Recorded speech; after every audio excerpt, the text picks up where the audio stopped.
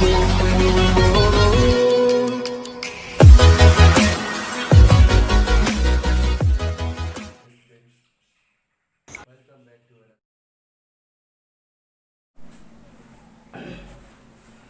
hello my dear student, welcome back to another new video. So this is the chapter 2, unit 2, that means atomic structure, the structure of atom, poromanu গঠন. So এটা আমি start করেছিল, ঠিক আছে? So today we will learn the Bohr's theory, that is Bohr তত্ত্ব, okay?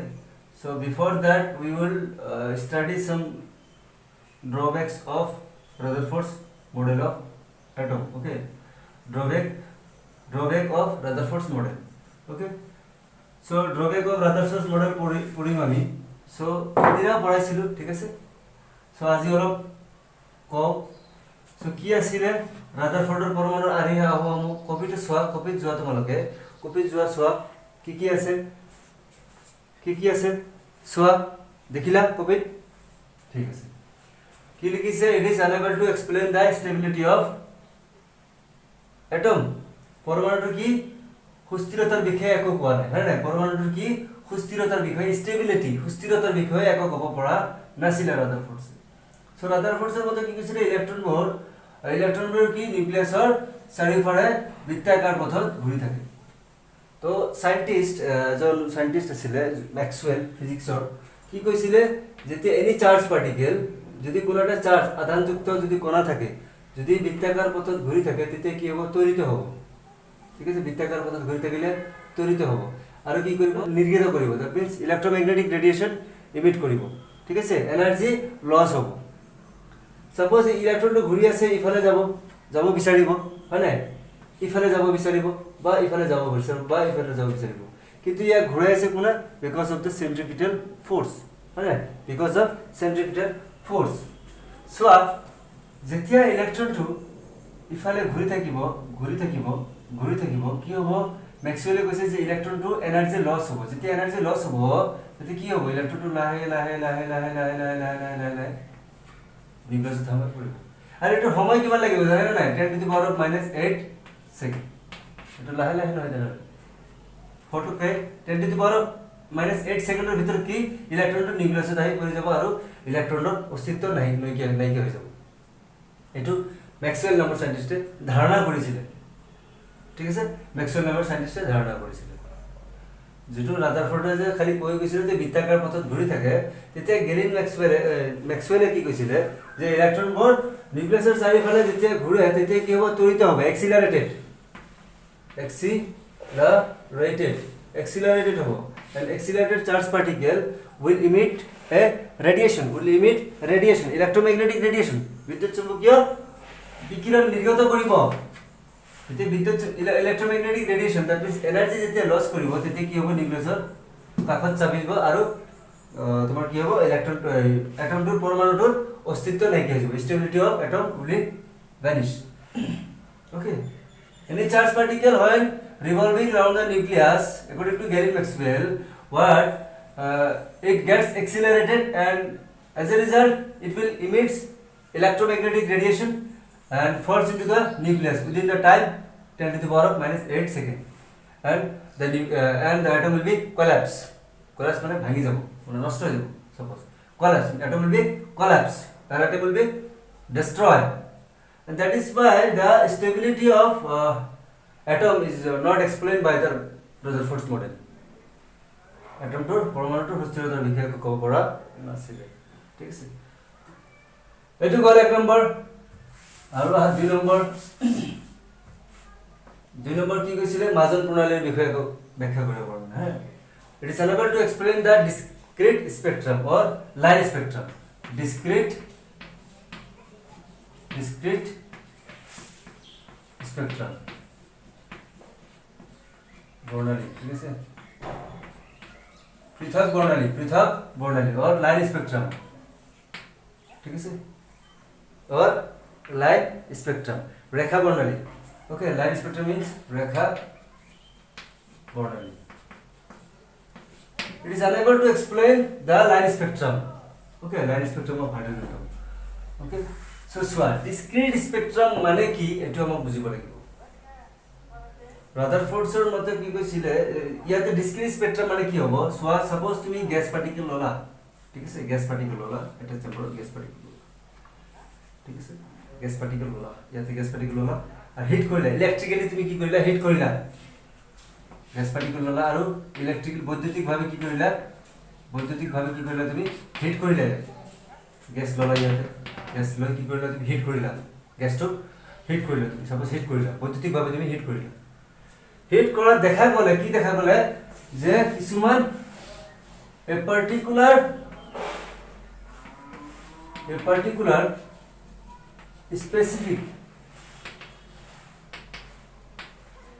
wavelength is observed a particular specific wavelength ঠিক আছে suppose যদি কেনেকৈ হ'ব লাগিছিল একচুয়ালি ৰাদাৰফোৰ্ডছৰ মতে হ'ব লাগিছিল যে যেহেতু বৃত্তাকাৰ পথত ঘূৰি থাকে ফিক্সড পজিশন নাই জাস্ট সাপোজ ঘূৰি থাকে তো কি হয় তোমার ওয়েভলেন্থ বিলাক কি সব ওয়েভলেন্থ বিলাক আহিব লাগিব এটাও যাতে গ্যাপ নপৰে কিন্তু ইয়াতে বোৰ্ডে দেখুৱাই দিছিলে যে নহয় there will be some discrete spectrum okay there will be some discrete spectrum so actually spectrum কি হয় এটো আমি নেক্সট ক্লাসত যাই পঢ়িম আমি এটমিক স্পেক্ট্রাম কেৱল এটো টপিকে থাকিব এটমিক স্পেক্ট্ৰাম হেতুৰ ওপৰতে আমি গোটেইখিনি কথা ডিসকাস কৰিম তাত আহিব ইমিশন স্পেক্ট্ৰাম অ্যাবজৰ্পশন স্পেক্ট্ৰাম অবক্ষেপণ আৰু নিৰ্গমন ঠিক আছে বৰ্ণালী অবক্ষেপণ বৰ্ণালী আৰু নিৰ্গমন বৰ্ণালী সেইবিলাকৰ বিষয়ে আমি নেক্সট ক্লাসত আমি এটো আধা ঘণ্টাৰ ভিডিও এটা বনাম তাতে ঠিক আছে সো কি কৰিলো গ্যাস বিলাক আমি ললো হিট কৰিলো এনেকে হিট কৰিলো পুৰা বৈদ্যুতিক ভাবে হিট কৰিলো কি হ'ব কিছুমান তৰংগ দৈৰ্ঘ্যহে দেখা দিব specific wavelength only specific wavelength is observed in the spectrum suppose blue violet green সব দেখা না যাব एक्चुअली তরঙ্গ দৈর্ঘ্য কোন পৰা আৰম্ভ হ'ব 4000 অ্যাংস্ট্ৰমৰ পৰা 8000 অ্যাংস্ট্ৰম ঠিক আছে 4000 ৰ পৰা 8000 সাপোজ ইয়াস 4000 আহিলে এটা 4000 তরঙ্গ দৈর্ঘ্যটা আহিলে ঠিক আছে তারপরে তার পিছত কি হ'ব 4500 আহিব মাজত কি থাকিব মাজত যে কিটা আছে আৰু 4001 4002 এবিলা কি বাদ পৰিব কেৱল স্পেসিফিক আহিব ঠিক আছে গোটেইখিনি নাই স্পেসিফিক ওয়েভলেন্থ কিন্তু ৰাদাৰফোৰ্ডছৰ হিচাপে কি আহিব লাগিব গোটেইখিনি আহিব লাগিব 4001 2 3 4 এনেকে মানে বহুত আহিব লাগিব কিন্তু কেনেকৈ নহয় ঠিক আছে হ'ব সো তাৰ পিছত আহা এতিয়া বুজিলা এটো সো এটোৰ ওপৰত আমি স্পেক্ট্ৰামৰ ওপৰত ঠিক আছে বৰ্ণালীৰ ওপৰত আমি এটা এক্সট্ৰা ক্লাস লম ওকে সো এক্সট্ৰা আমি এটা ক্লাস লম ওকে সো এতিয়া কৰিম আমি Bohr's theory Bohr তত্ত্ব এতিয়া ৰাদাৰফোৰ্ডছৰ সীমাবদ্ধতাৰ ওপৰত অলপ ধ্যান দিবা আৰু এটো ধ্যান দিবা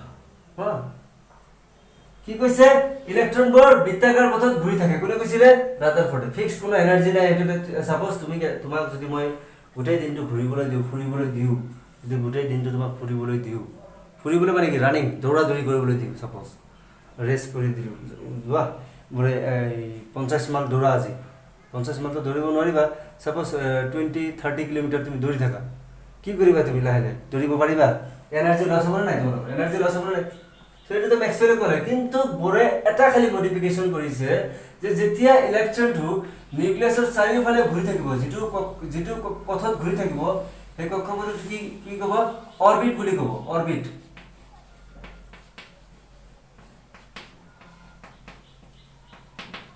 ইলেক্ট্ৰনটো যেটো ৰাস্তাত ঘূৰি থাকিব এটো কি বুলি কোৱা হ'ব অৰবিট বুলি কোৱা হ'ব আৰু এই অৰবিটৰ কি থাকিব নিৰ্দিষ্ট এনাৰ্জি থাকিব fixed energy when an electron revolving around the nucleus we have some fixed energy okay we have some fixed energy or fixed energy থাকিব ইলেক্ট্রনটো যেটো ৰাস্তাত ঘূৰিব এটোৰ কি এটা ফিক্সড এনাৰ্জি থাকিব নিৰ্দিষ্ট এটা কি থাকিব নিৰ্দিষ্ট এটা শক্তি থাকিব ঠিক আছে নিৰ্দিষ্ট এটা শক্তি থাকিব ঠিক আছে আৰে পথটো কি বুলি কোৱা হ'ব অৰবিট বুলি কোৱা হ'ব কক্ষপথটো স্টেশনাৰি অৰবিট ঠিক আছে স্টেশনাৰি অৰবিট 2 নম্বৰ কথা কি ক'লে সাপোজ ইলেক্ট্ৰনটো ঘূৰি আছে যে ঘূৰি আছে তাত কি নিৰ্দিষ্ট এটা এনাৰ্জি দি দিছে তাতে যে সেই এনাৰ্জিলে কি গোটেই জীৱনটো ঘূৰিয়ে থাকিব এই এনাৰ্জিটো কি লছ নহব হেৰি নহব যেটো যেতিয়া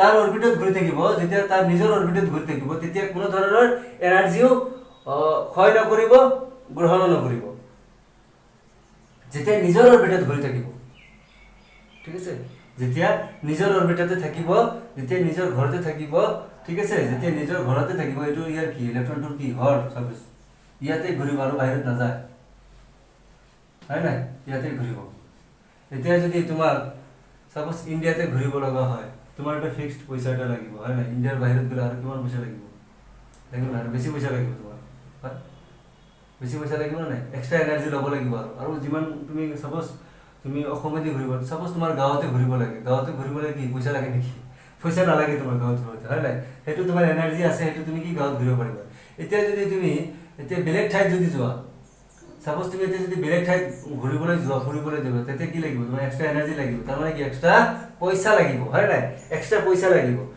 সো তেতিয়া কি কৈছে ইলেক্ট্ৰনটো ইয়াৰ নিজৰ গাঁৱত ঘূৰি আছে তেতিয়া তো কোনো অসুবিধা নাই এতিয়া ইয়াতে ঘূৰি থাকিব মন যাব নেকি অলপ বাহিৰতো যাব थोड़ा बाहर भी घूमना चाहेगा है कि नहीं थोड़ा बाहर भी घूमना चाहेगा तो क्या होगा जब इसको एनर्जी मिलेगा इलेक्ट्रॉन को ठीक है যেতিয়া ইলেক্ট্ৰনৰ এনাৰ্জি পাব তেতিয়া কি কৰিব লোৱাৰ ষ্টেটৰ পৰা কি কৰিব ইলেক্ট্ৰনটো হায়াৰ ষ্টেটলৈ জাম্প কৰিব বুঝলে কি n l হয় নাই m পাইছিলা না l n l m পাইছিলা মনত আছে হ্যাঁ সো প্রত্যেকটা অৰবিটৰ এটা কৈ নিৰ্দিষ্ট এনাৰ্জি থাকে প্ৰথম কক্ষপথৰ এনাৰ্জি হল -13.6 এইটো হল কি -13.6 এইটো হল -3.4 এনাৰ্জি কি -3.4 ইলেক্ট্ৰন ভোল্ট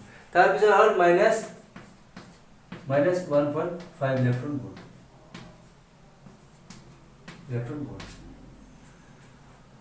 সো তাৰ মানে কি -13.6 এটা নিৰ্দিষ্ট এনাৰ্জি ওকে -3.4 নিৰ্দিষ্ট ইলেক্ট্ৰন এই কক্ষপথটোৰ এনাৰ্জি আৰ এটাৰ কি এনাৰ্জি মানে শক্তি ঠিক আছে -1.5 ইলেক্ট্ৰন ভোল্ট এই কক্ষপথটোৰ নিজৰ এটা এনাৰ্জি যেতিয়া কি কৰিব যেতিয়া নিজৰ কক্ষপথত থাকিব 2 নম্বৰ পইণ্ট কি যেতিয়া নিজৰ কক্ষপথত থাকিব তেতিয়া কোনো ধৰণৰ ৰেডিয়েশন ইমিট নকৰিব ঠিক আছে কোনো ধৰণৰ শক্তি নিৰ্গত নকৰিব ওকে যেতিয়া 3 নম্বৰ পইণ্ট কি যেতিয়া ইলেক্ট্ৰনটো এটা অৰবিটৰ পৰা এটা কক্ষপথৰ পৰা আন এটা কক্ষপথলৈ যাব সাপোজ ইলেক্ট্ৰনটো তলৰ পৰা ওপৰলৈ যাব তেতিয়া কি কৰিব এনাৰ্জি ল'বহি এনাৰ্জি কি কৰিব গ্ৰহণ কৰিব এনাৰ্জি গ্ৰহণ কৰিহে ওপৰত যাব পাৰিব কালি মই এক্সাম্পল দিছিলো তোমালোকে যোনে শুনা নাই শুনি লোৱা তোমাক এতিয়া 10 তলা বিল্ডিংৰ ওপৰত উঠিব দিব লাগে এজনক তোমাৰ বিৰিয়ানী খোৱা হল 10 তলা নহয় 110 তলা ভাবিলো 100 তলা এই কি কৰিব লাগিব আমাৰ সিঁড়ি দি যাব লাগিব তুমি হাকো এই হেৰি দি লিফ্ট দি যাব নোৱাৰা ঠিক আছে লিফ্টৰ নহয় লিফ্টৰ তো তোমাৰ এজন মানে বহাই দি আৰু ডাইৰেক্ট ওপৰত গল নিজৰ তো এনাৰ্জি লছ নহয় হয় নাই সো তোমাৰ নিজৰ এনাৰ্জি ইউজ কৰিব লাগিব সো সাপোজ এজনক বিৰিয়ানী খিলাই দিলা তুমি ভালকৈ আৰু এজনক একক ফোন ঠিক আছে একক দিয়া নহয় দুজনকে উঠিবলৈ দিয়া হয় ঠিক আছে তাৰ মানে কি ই এক নম্বৰটো কি বিৰিয়ানী খাল আৰু কি একো নহয় নো মানে একো কোৱা নাই কোনে আগত উঠিব ই এনাৰ্জি এবজৰ্ব কৰি কি কৰিব ওপৰত উঠিব পাৰিব ই উঠিব পাৰিব এনাৰ্জি এবজৰ্ব কৰি নহয় সে এনাৰ্জি এবজৰ্ব কৰি কি কৰিব পাৰিব ইলেক্ট্ৰনটো ওপৰত যাব পাৰিব তুমি কিবা খালেহে তুমি ওপৰত উঠিব পাৰিবা ৰছী পাবলৈ হলে কি কৰিব লাগিব অলপ এনাৰ্জি থাকিব লাগিব নাই বেছি উঠিব পাৰিবা ৰছী পকাই উঠিব পাৰিবা এনাৰ্জি যদি নাথাকে তোমাৰ শক্তি যদি নাথাকে তুমি ওপৰত কেনেকৈ যাবা সো ইলেক্ট্ৰনে যেতিয়া এনাৰ্জি নাপাব এবজৰ্ব কৰিব নোৱাৰিব তেতিয়া কি কৰিব ইলেক্ট্ৰনটো তাতে থাকিব যেখিনি এনাৰ্জি আছে বাস সেইখিনিতে সীমাবদ্ধ থাকিব তাতেই ঘূৰি থাকিব যেতিয়া এনাৰ্জি পাব 2 নম্বৰ পইণ্টটো কি কোনো যেতিয়া নিৰ্দিষ্ট কক্ষপথত ইলেক্ট্ৰনটো ঘূৰি থাকিব তেতিয়া কি কোনো ধৰণৰ ৰেডিয়েশন ইমিট নকৰিব কোনো ধৰণৰ শক্তি লছ নকৰে ঠিক আছে ওকে আৰু যেতিয়া নেকি ইলেক্ট্ৰনটোৱে শক্তি আহৰণ কৰিব, ঠিক আছে, এবজৰ্ব কৰিব, ঠিক আছে, তেতিয়া কি কৰিব, হায়াৰ ষ্টেটলৈ গুচি যাব, ঠিক আছে, এবজৰ্পশ্যন, ঠিক আছে, অৱশোষণ। আৰু যেতিয়া ইলেক্ট্ৰন এৰি দিব তেতিয়া কি হ'ব, এনাৰ্জি ইমিট কৰিব, ঠিক আছে, এনাৰ্জি নিৰ্গত কৰিব, এনাৰ্জি এৰি দি কি কৰিব, আকৌ তল পিনে আহি যাব, ঠিক আছে, থাৰ্ড নম্বৰ পইণ্ট, ঠিক আছে। এনাৰ্জি যেতিয়া গ্ৰহণ কৰিব তেতিয়া ওপৰত যাব, এনাৰ্জি যেতিয়া এৰি দিব তেতিয়া কি হ'ব, তলত আহি যাব। এটা 13.6 3.4 -1.5 এনাৰ্জিৰ এইটো ষ্টেটটো কেনেকৈ পালো সেইটো আমি দেখাই দিম, ঠিক আছে। 3 নম্বৰ পইণ্ট। 4 নম্বৰ পইণ্ট কি আছিলে, যেতিয়া nতম কক্ষপথত ইলেক্ট্ৰনবোৰ ঘূৰি থাকিব, হয়, electron revolving in its orbit, it will produce an angular momentum, কৌণিক ভৰবেগ, ঠিক আছে, কৌণিক ভৰবেগ, angular momentum, mvr is equal to nh pi twice pi। যেতিয়া ইলেক্ট্ৰনটো ইয়াত ঘূৰি থাকিব, হয় নাই, যেতিয়া ঘূৰিব, সো ইলেক্ট্ৰনৰ মাছ আছে, ভৰ আছে, ইলেক্ট্ৰনৰ ভৰ আছে নাই, মাছ আছে, সো ভেলোসিটি আছে, ঠিক আছে। সো ইলেক্ট্ৰনটো কি, ইয়াৰ পৰা এটা ৰেডিয়াস r আছে না নাই, সো সেইকাৰণে কি হৈছে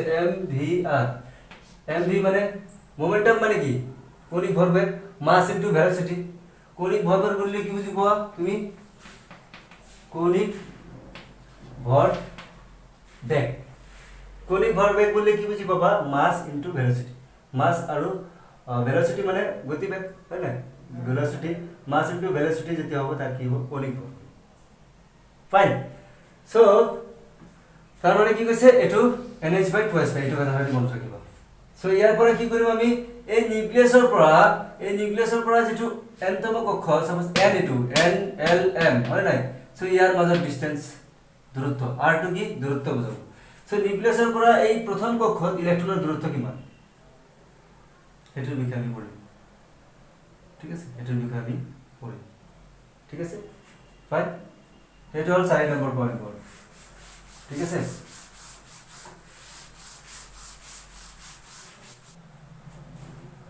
This was the difference, first number point is the difference between two energy levels, ঠিক আছে। So এটো নিউক্লিয়াস, এটা অরবিট, এটা অরবিট, হয়, এই দুটা difference energy delta E equal to কি আছিল, h নিউ, এটা কিন্তু মনত ৰাখিবা, ঠিক আছে, delta h equal to h nu, এই ফৰ্মুলাটো মনত ৰাখিবা। আৰু নিউ ইকুয়াল টু কি, c বাই ল্যামডা। সো এটি ইউজ কৰি তোমালোকৰ এনসাইডত কিছুমান প্ৰবলেম আছে, সেইবিলাক কৰিবা, okay.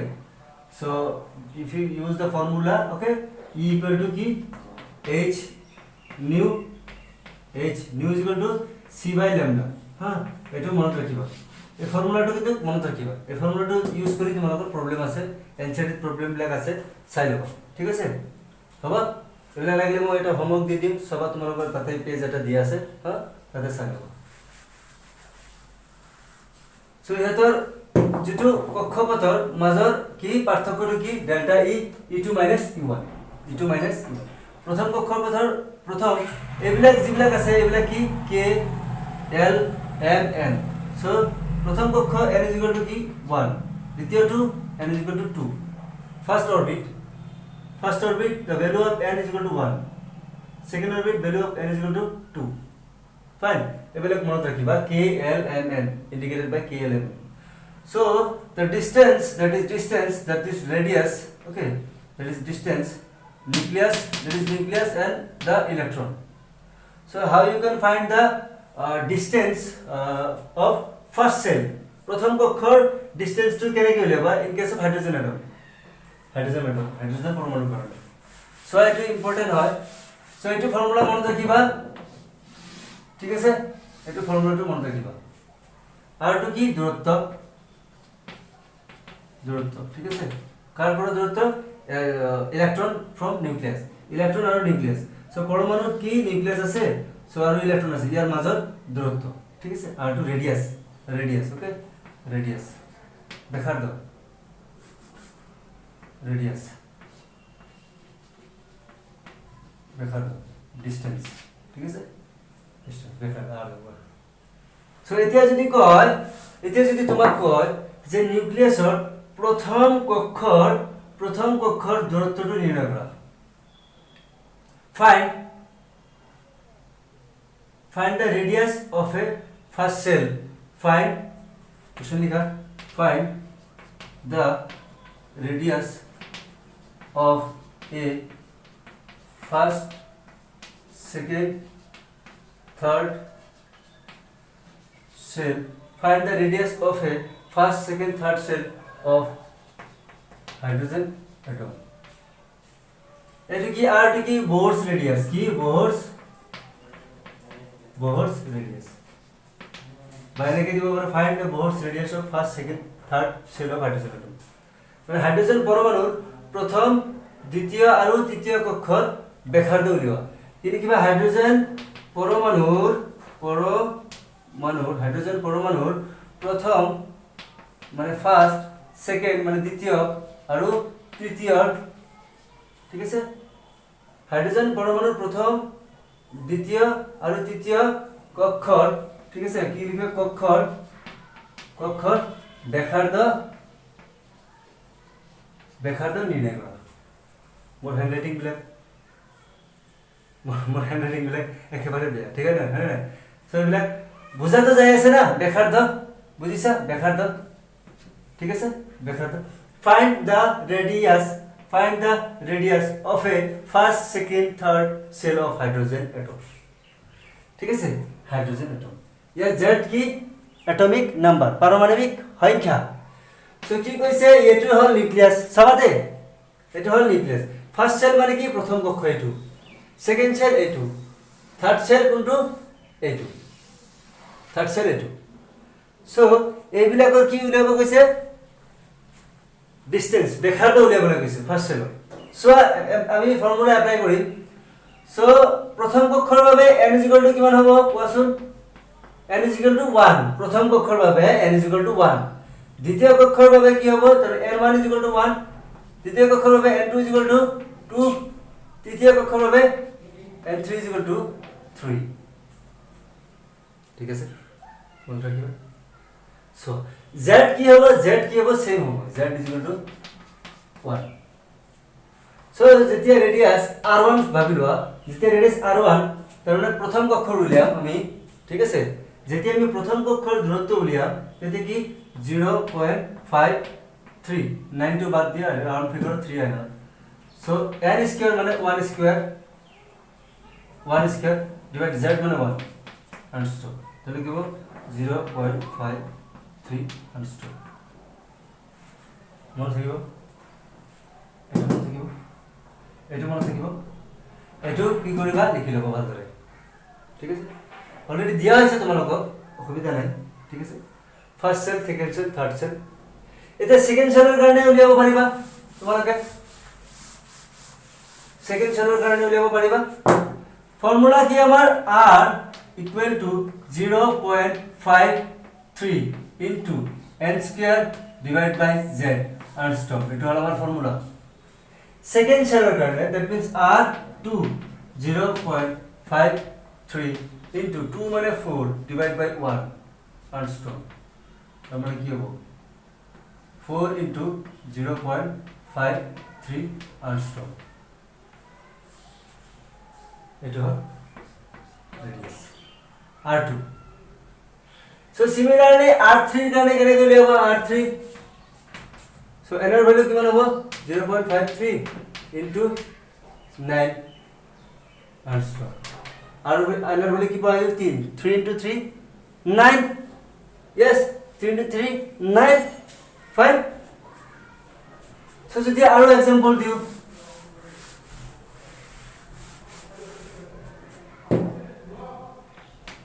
find the radius of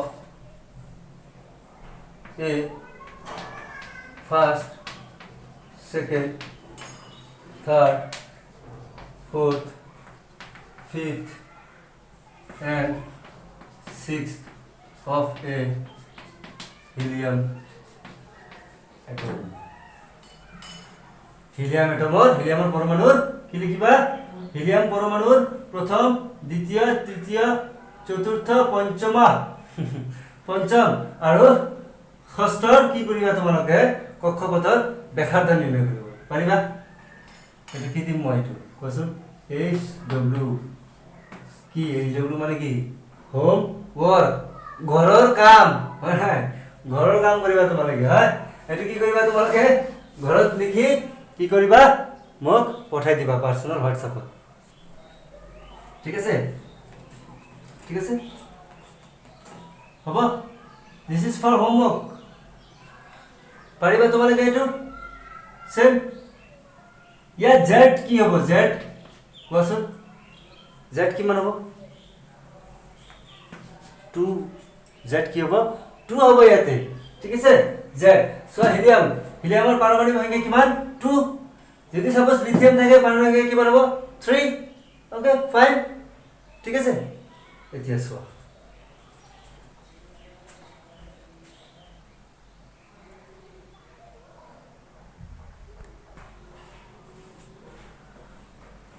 তাৰপিছত চোৱা যেহেতু আমি যদি ৰেডিয়াস লালো সো ইলেক্ট্ৰনটো কি নিউক্লিয়াছৰ চাৰিফালে ঘূৰি আছে সো ইয়াৰ ৰেডিয়াস হ'ল ৰেখাৰ দিয়ে যে ঘূৰি আছে তাৰ বেগ উলিয়াব লাগিব না নাই ভেলোসিটি তাৰ ভেলোসিটি উলিয়াম সো ভেলোসিটি আছে তো কিমান এনাৰ্জি লৈ ঘূৰি আছে হেতু উলিয়াম আমি ই ঠিক আছে ইয়াৰ কাইনেটিক এনাৰ্জি আছে গতি শক্তি আছে হয় নাই পটেনশিয়াল এনাৰ্জি আছে ঠিক আছে স্থিতি শক্তি আছে ঠিক আছে সো আমি কি করি so total energy kinetic energy যোগ কৰিলে মানে গতি শক্তি যোগ কৰিম আৰু স্থিতি শক্তি যোগ কৰিলে কি হ'ব টোটাল এনাৰ্জি হ'ব তোমাৰ এজন মানুহৰ টোটাল এনাৰ্জি কেতিয়া হ'ব ইলেক্ট্ৰনটো টোটাল এনাৰ্জি কেতিয়া কৰিবা ইলেক্ট্ৰনটো ঘূৰি আছে সো গতি শক্তি আৰু তাৰ এটা নিজা শক্তি আছে পটেনশিয়াল এনার্জি স্থিতি শক্তি ঠিক আছে সো দুটা মিলি কি হ'ব টোটাল এনার্জি হ'ব ইলেক্ট্ৰনটো সো আমি ভেলোসিটি উলিয়াম সো ভেলোসিটি ফৰ্মুলাটো কি এটা মনত ৰাখিবা ভেলোসিটি ফৰ্মুলাটো কি এটা মনত ৰাখিবা সো এইবিলাক কেনেকৈ আহিল এটো কিন্তু আকৌ তোমাৰ এই যে mvr আছে যে এঙ্গুলার মোমেন্ট mvr = ns/2 ঠিক আছে mvr = ns/2 সো এইবিলাক ফর্মুলা ডিরাইভ কৰিব পাৰি আমি এইবিলাক ফৰ্মুলা কি আমি ডিৰাইভ কৰিব পাৰি কেনেকৈ আহিল এটো দেখাব পাৰি ঠিক আছে সো এটো দেখুৱালে কি হ'ব তোমাৰ সেই কেইটাতে খালি এটা ভিডিও আকৌ মানে এটা ভিডিওতে গুচি যাব সো বেটাৰ কি হ'ব খালি ফৰ্মুলাবিলাক আমি মনত ৰাখিম ঠিক আছে ফৰ্মুলাবিলাক আমি কি কৰিম মনত ৰাখিম ওকে so কি কৈছে similarly তোমালোকে নিজৰ কোশ্চেন বনাও find the velocity of first second third shell of lithium atom this is lithium plus atom সিয়ার পারমাণবিক সংখ্যা কিমান লিথিয়ামৰ z তেনেহলে কিমান হ'ব z = 3 হ'ব সেটা কথা মনে রাখিবা Bohr's theory is only valid for one electron system এটা ইলেকট্রন সিস্টেমের কারণে কি হয় বোরস থিওরিটি ভ্যালিড হয় only one electron system so that is why আমি এই কারণে ইয়াতে কি লিখছি লিথিয়াম প্লাস লিখছি ঠিক আছে সো ভেলোসিটি উলাব পারিবা ইয়াৰ পৰা প্ৰথম কক্ষ n = 1 দ্বিতীয় কক্ষ n = 2 তৃতীয় কক্ষ n = 2 হোমৱৰ্ক পাৰিবা না নাই পাৰিবা কি হয় প্ৰথম কক্ষ যদি কয় ফাৰ্স্ট এক্সাইটেড স্টেট সোয়া নিউক্লিয়াসৰ পৰা প্ৰথম যেটো কক্ষ হেতু কিন্তু হল গ্ৰাউন্ড স্টেট মানে ভূমিস্তৰ ঠিক আছে এটো ভূমিস্তৰ আৰু তাৰ পিছৰটো হল এক্সাইটেড স্টেট মানে উচ্চ স্তৰ সো প্ৰথম উচ্চ স্তৰ কোনটো এটো first excited state first excited state ঠিক আছে excited state ground state excited state এটা হল নিম্ন স্তর এটা হল উচ্চ স্তর সো ফার্স্ট এক্সাইটেড স্টেট যদি কয় এটা হল ফার্স্ট এক্সাইটেড স্টেট সেই ইলেকট্রনটো কি জাম্প কৰি ইয়াতে আহিব এনাৰ্জি পালে জাম্প কৰি কি ইয়াতে আহিব first excited state second state এটা ফাৰ্স্ট এক্সাইটেড স্টেটৰ এনাৰ ভ্যালু কিমান ফাৰ্স্ট এক্সাইটেড স্টেটৰ এনাৰ ভ্যালু 2 এটো কিন্তু মনত ৰাখিবা যেতিয়া ফার্স্ট এক্সাইটেড স্টেট কব ঠিক আছে ফার্স্ট সেল নহয় ফার্স্ট এক্সাইটেড স্টেট যেতিয়া ফার্স্ট এক্সাইটেড স্টেট কব তেতিয়া ভাবিবা n = 2 এটো হল গ্রাউন্ড স্টেট এটো হল ভূমিস্তৰ ঠিক আছে এটো হল ground state so first excited state কি হ'ব n এর ভ্যালু = 2 সো এনে কত দিব পারে যে find the velocity of first second and third excited state first second third excited যেতিয়া ফার্স্ট এক্সাইটেড স্টেট হ'ব তেতিয়া n = 2 second n = 3 third n = 4 অসুবিধা আছে কোৱা অসুবিধা আছে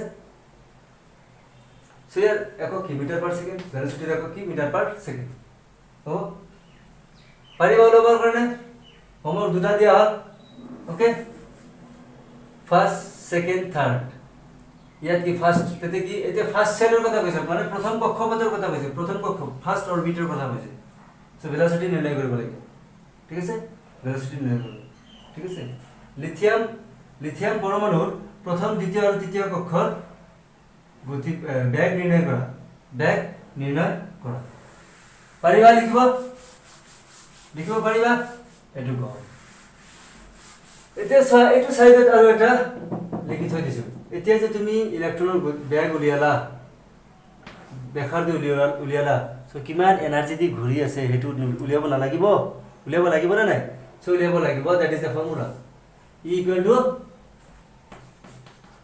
minus 13.6 into z square by n square electron volt এই যে আমি যে পালো প্ৰথম কক্ষৰ এনাৰ্জি ফাৰ্স্ট সেলৰ এনাৰ্জি কিমান পাইছিল -13.6 কৰ পৰা হে ইয়াৰ পৰা সোৱা যেতে E1 হ'ব -13.6 only for hydrogen atom ঠিক আছে ইয়াত হাইড্ৰোজেন এটম যেটো ধৰা হৈছিল তেতে কি ধৰা হৈছিল হাইড্ৰোজেন পৰমাণুৰ কাৰণে ধৰা হৈছিল ঠিক আছে সো যেতিয়া হাইড্ৰোজেন পৰমাণু ধৰা হ'ব so n is equal to 1 প্ৰথম n is equal to 1 n1 is equal to 1 yes n1 is equal to 1 so n1 is equal to 1 হলে hydrogen z is equal to কিমান 1 স্কয়ার so 1 স্কয়ার মানে কিমান -13.6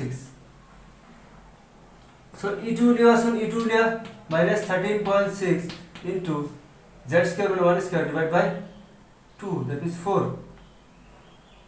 है ना তাহলে কি হবে 3.4 ইলেকট্রন ভোল্ট ক্যালকুলেট করবা है ना 3.5 12 और 1 থেকে 16 16 4 into 4 6 4 into 6 16 so है ना ঠিক আছে 3.4 ইলেকট্রন ভোল্ট সো এটি কি হয় উড়াই গেল আমার হাইড্ৰোজেন পৰমাণুৰ যেটো কক্ষত ঘূৰি থাকিব পাৰ্টিকুলাৰ কক্ষত ঘূৰি থাকিব এটো এনাৰ্জি কিমান হ'ব ফাৰ্স্ট কক্ষৰ -13.6 ফাৰ্স্ট কক্ষৰ কি এনাৰ্জি হ'ব -13.6 সো এনেকে তুমি প্ৰথম কক্ষ দ্বিতীয় তৃতীয় যিমান আছে সব উলিয়াব পাৰিবা হাইড্ৰোজেনৰ কাৰণে হওক বা তোমাৰ হিলিয়ামৰ কাৰণে হওক তুমি কি কৰিব পাৰিবা এনাৰ্জিটো উলিয়াব পাৰিবা so thank you very much I hope you understand so next time আমি পড়িম মোহরসর লিমিটেশন বিলা একেবারে লাস্টত পড়িম সো তার আগত কি পড়িম অ্যাটমিক স্ট্রাকচার সো এই অ্যাটমিক স্ট্রাকচার রাদারফোর্ডসর যে লাস্ট পয়েন্ট যে পড়লো যে ডিসক্রিট স্পেকট্রাম মানে পৃথক বর্ণালী সো পৃথক বর্ণালী বা রেখা বর্ণালী লাইন স্পেকট্রাম সো এটি কি আমি কি পারমাণবিক বর্ণালী বা অ্যাটমিক স্পেকট্রাম হিসাবে পড়ি ঠিক আছে তাতে বহুত কেইটা টার্মস আছে so very important terms we have so we will study in the next class so thank you very much